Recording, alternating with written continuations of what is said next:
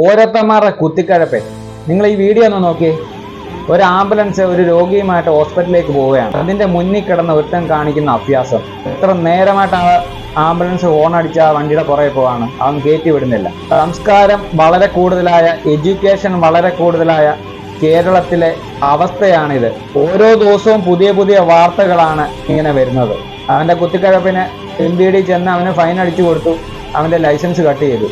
ഞാൻ പറയുന്നത് ഇവന്റെയൊക്കെ ലൈസൻസ് പൂർണ്ണമായിട്ടും കട്ട് ചെയ്ത് കളയണം. വണ്ടിയുടെ രജിസ്ട്രേഷൻ തന്നെ ക്ലോസ് ചെയ്യണം. മനുഷ്യനായാലും ഒരു മര്യാദ വേണ്ടേ? അവന്റെ വീട്ടിൽ ആരെങ്കിലും ആയിരുന്നു എങ്കിൽ അവൻ ഇതുപോലെ ചെയ്യുമായിരുന്നു. അറിയത്തില്ല, ചിലപ്പോൾ അവൻ അതുപോലെ ചെയ്യുമായിരിക്കും. ഈ ഒരു കേസ് മാത്രമല്ല, ഇന്ന് റോഡിലോട്ട് വണ്ടിയും കൊണ്ട് ഇറങ്ങാൻ പറ്റാത്തൊരവസ്ഥയാണ്. കണ്ടമാനം വണ്ടികൾ കൂടി. അതുപോലെ തന്നെ വാഹനങ്ങൾ മര്യാദയ്ക്ക് ഓടിക്കാത്ത ആളുകളുടെ എണ്ണം കൂടി വരികയാണ്. സ്വസ്ഥമായിട്ട് വണ്ടിയും കൊണ്ട് റോഡിലോട്ട് പോകാൻ സാധിക്കുന്നില്ല.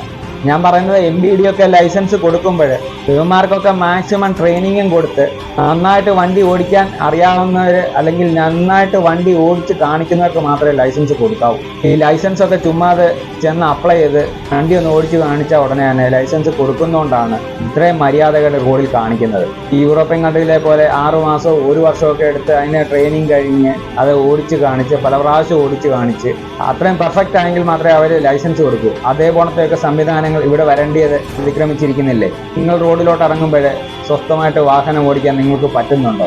എന്താണ് നമ്മുടെ നാട്ടിൽ വരുത്തേണ്ടിയ മാറ്റങ്ങൾ? ഞാൻ പറയുന്നത് AI ക്യാമറ പോലത്തെ സംവിധാനങ്ങളൊക്കെ വളരെ മികച്ച രീതിയിൽ കൊണ്ടുപോകണം. മര്യാദകേട് കാണിക്കുന്ന എല്ലാത്തിനും ലൈസൻസും RC ബുക്കും എല്ലാം കട്ട് ചെയ്യാം. ഇതിലേ നമുക്ക് സ്വസ്ഥമായിട്ട് വാഹനങ്ങൾ ഓടിക്കാൻ പറ്റുള്ളൂ. ഇങ്ങനെയൊക്കെ മതിയോ നമ്മുടെ വാഹനങ്ങൾ റോഡിലൂടെ ഓടിക്കുന്ന ആ ഒരു സംസ്കാരം? ഇത് മെച്ചപ്പെടുത്തണ്ടേ? ഓരോ ദിവസവും കഴിയും തോറും ഈ പ്രശ്നങ്ങൾ കൂടിക്കൂടി വരികയാണ്. എന്താണ് നിങ്ങൾക്ക് ഇതിനെ പറ്റിയിട്ട് പറയാനുള്ളത്?